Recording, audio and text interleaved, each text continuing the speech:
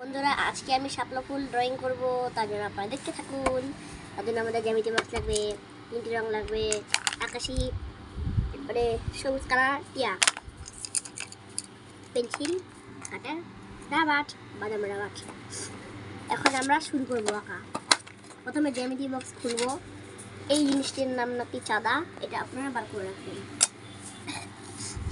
এটাতে আপনাকে প্রথমে মাঝখানে একটি দাগ দিতে হবে, ফুটোটি নিশানা করে রাখবেন এবং এইখানে দেখতে পাচ্ছেন 180 ডিগ্রি দিলাম একটা ফোঁটা, আবার 170 বাদ দিয়ে 160, এভাবে প্রত্যেকটা দিতে হবে আমাদের।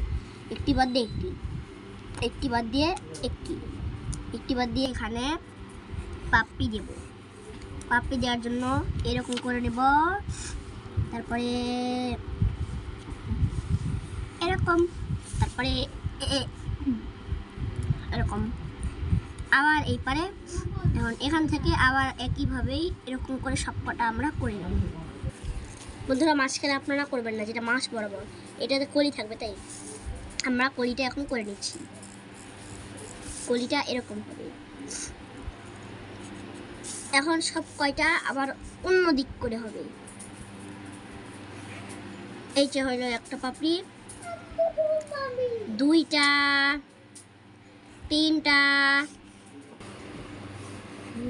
এখন আবার এপার থেকে শুরু, এইভাবে নিব নাকি, এইভাবে ভুলে গেলাম, এইভাবে হ্যাঁ, এই তো দিলাম। আবার এখান থেকে শুরু। বন্ধুরা এখন আমরা এই স্কেলটি নেব জ্যামিতি বক্সে এবং এর ডাটিটা দিয়ে দেব। ডাটা বেশি বড় দেওয়া যাবে না, বেশি ছোট দেওয়া যাবে না, মাঝামাঝি। এবার আমরা অর্ধেক কেটে নেব। বন্ধুরা আমরা এখানে ডাটা আঁকে নিয়েছি এবং আমরা এই হার্ডবোর্ডটি বাঁকা করে নিয়ে এবার কচু পাতাটি আঁকবো। একটি লাভ বানাবো, লাভ। এই তো আমাদের কচু পাতা তৈরি হলো, তবে এখানে আর একটু বেশি হবে, কম হয়েছে। বন্ধুরা আমরা এখন কচু পাতাটি এঁকে নিলাম এবং ডাটিও শাপলাও। এখন কচু পাতার মাঝখানে যে একটা দাগ দাগ কি যেন থাকে, ওইটা আমরা দিয়ে দেবো। এটা এডিট করে দেব। এটা আবার এরকম,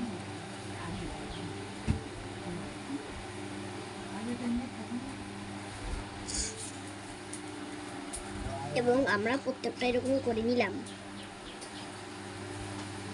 এটা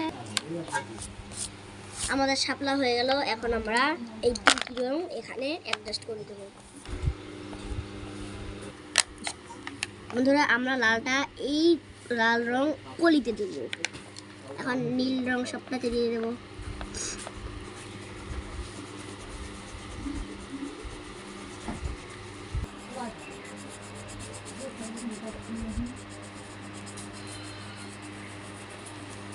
এই তো আমাদের শাপলা হয়ে গেল।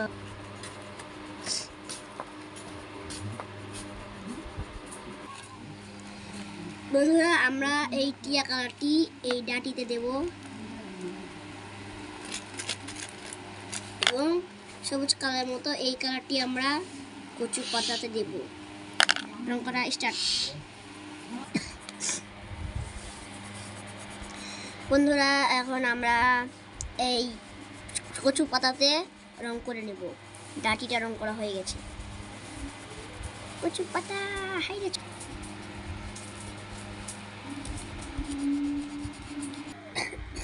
বন্ধুরা আমাদের শাপলা ড্রয়িংটি হয়ে গেল। আপনারা অবশ্যই বলবেন শাপলা ড্রয়িংটি কেমন।